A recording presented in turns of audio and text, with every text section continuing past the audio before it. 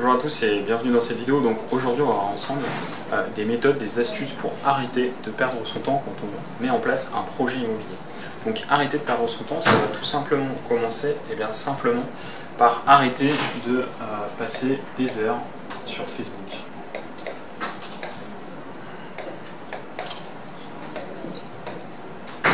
Pourquoi? Parce qu'en fait, tout simplement, vous passez aujourd'hui, malheureusement, pour beaucoup d'entre vous, beaucoup d'heures sur Facebook, sur YouTube, à essayer de chercher des informations. Et donc moi, j'ai vraiment qu'une chose à vous conseiller déjà là-dessus, c'est vraiment, prenez-vous un programme, en fait, formez-vous une bonne fois pour toutes, et vous allez au moins pouvoir passer beaucoup plus vite à l'action. Parce qu'aujourd'hui, sinon en fait, le problème c'est que vous allez rentrer dans une dynamique où tous les jours en fait, vous allez avoir des personnes qui vont publier des vidéos sur YouTube. La preuve, vous voyez là maintenant, vous êtes en train de regarder une de mes vidéos sur YouTube où justement je vous donne des conseils pour investir en immobilier. Et le problème en fait, c'est que des fois vous allez regarder 3, 4, 10 fois la même vidéo mais par des personnes différentes, et donc vous allez perdre énormément de temps, plusieurs dizaines, voire plusieurs centaines d'heures à regarder donc du contenu, que ce soit des vidéos sur YouTube ou participer dans des groupes sur Facebook. Alors je vous conseille de le faire effectivement tout simplement si vous n'avez pas forcément dans votre entourage des personnes justement qui vous soutiennent. Ça va vous permettre psychologiquement d'être entouré de personnes qui comprennent un peu ce que vous faites, des personnes qui ont les mêmes centres d'intérêt que vous. Mais sinon, ce que je vous conseille, c'est vraiment de limiter au maximum et d'aller utiliser justement ces moyens de communication, ces sources de savoir en fait à bon escient, pour commencer déjà donc à arrêter de perdre du temps. Et ce temps-là, du coup, vous allez pouvoir justement le mettre à profit du passage à l'action et de la mise en œuvre de votre projet immobilier. Donc la deuxième étape justement sur laquelle je souhaitais insister aussi, c'est sur votre stratégie. Si vous voulez arrêter de perdre du temps dans la mise en œuvre de votre projet immobilier, définissez une réelle stratégie.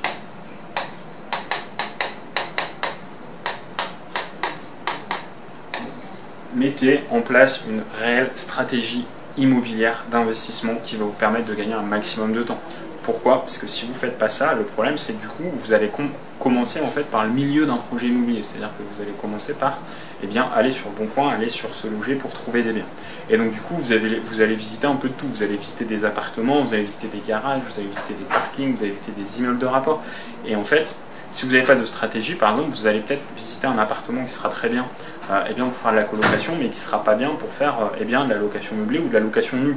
Donc définissez, je vous conseille vraiment de définir votre stratégie d'investisseur immobilier, la stratégie de votre projet, mais également votre stratégie globale. Peut-être que vous n'avez qu'un projet, auquel cas ça sera juste la stratégie de ce projet, mais si vous avez une stratégie globale, puisque vous souhaitez réemprunter par la suite et vous créez vraiment un patrimoine immobilier conséquent, dans ce cas-là, il faut aussi penser, au-delà de la stratégie de votre projet, penser à la stratégie globale de vos investissements pour ne pas être bloqué derrière. Ça, on le reverra aussi dans d'autres vidéos. Mais en tout cas, pour gagner du temps, pensez à la stratégie de votre projet. Ça vous évitera d'aller visiter des biens qui ne correspondent pas à vos attentes. Donc la stratégie, c'est vraiment pour moi l'élément qui va vous faire gagner le maximum de temps. Parce que ça, c'est souvent négligé en fait par des investisseurs qui sont à leur premier ou en tout cas qui sont dans leur premier projet immobilier. Généralement on va visiter un peu tout ce qui passe et donc au final on tombe sur des choses qui ne nous correspondent pas du tout. La troisième chose que je vous donne pour arrêter de perdre du temps, c'est arriver à faire un écrémage massif.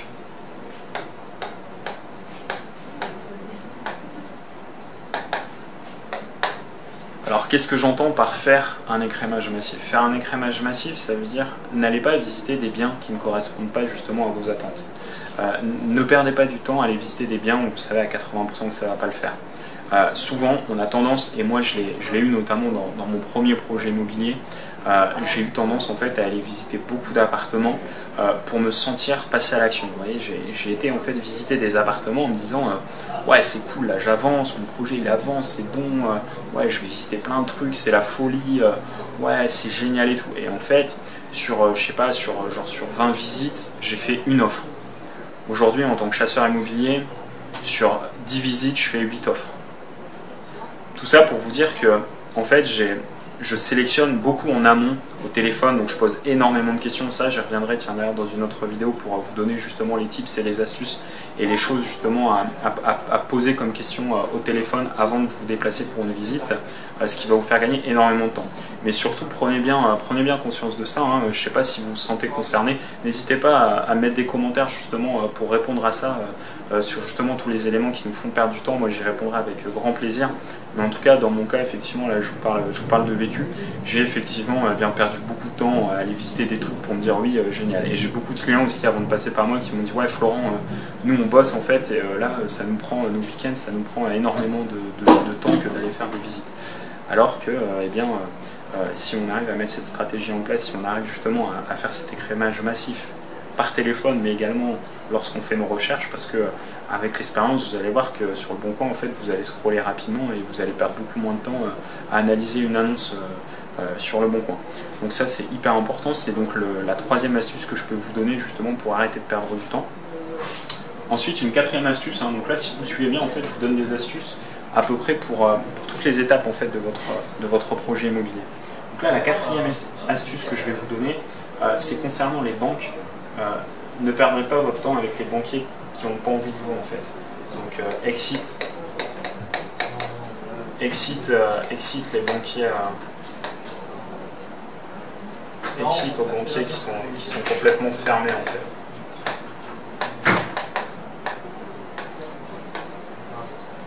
Voilà, donc en fait, qu'est-ce que j'entends par un banquier fermé? C'est que vous allez vous déplacer, déjà vous allez peut-être avoir quelques banquiers au téléphone, et vous allez aussi peut-être vous déplacer et du coup avoir un banquier en face de vous, et que ce soit au téléphone ou quand vous avez le banquier en face de vous, au bout de 2 minutes en fait, vous allez voir que le banquier il vous dit non en fait, il vous a même pas dit bonjour, qu'à sa tête, vous savez déjà que ça va pas le faire.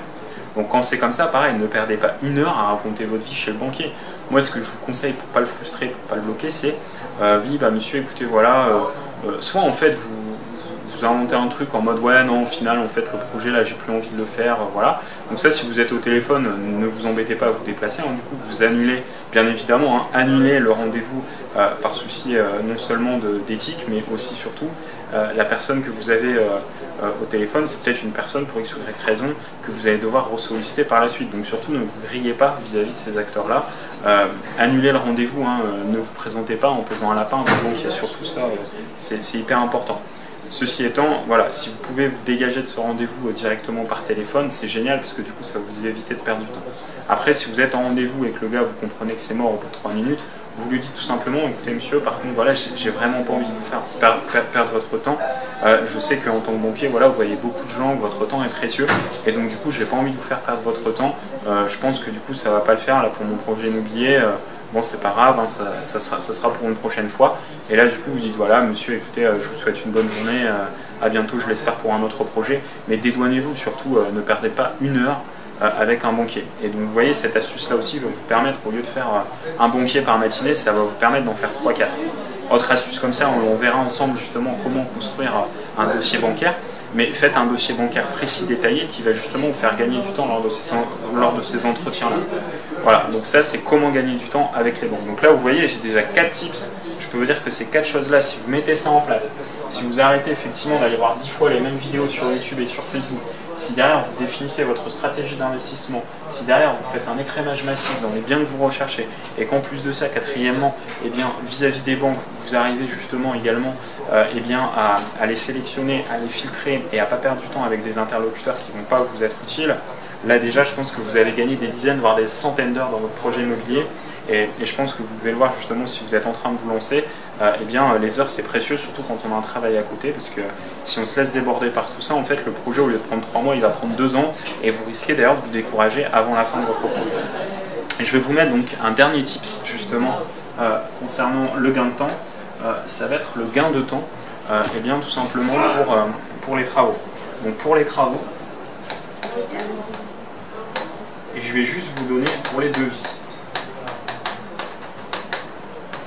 Donc pour les devis, qu'est-ce que vous allez faire du coup eh bien, pour les devis, moi ce que je vous conseille, alors en fait il y a 2 stratégies. Il y a des personnes qui vont vous conseiller de caler tous vos rendez-vous en même temps. C'est-à-dire que là du coup voilà, vous vous mettez dans la position du professionnel de l'immobilier et vous faites intervenir tous les prestataires en même temps.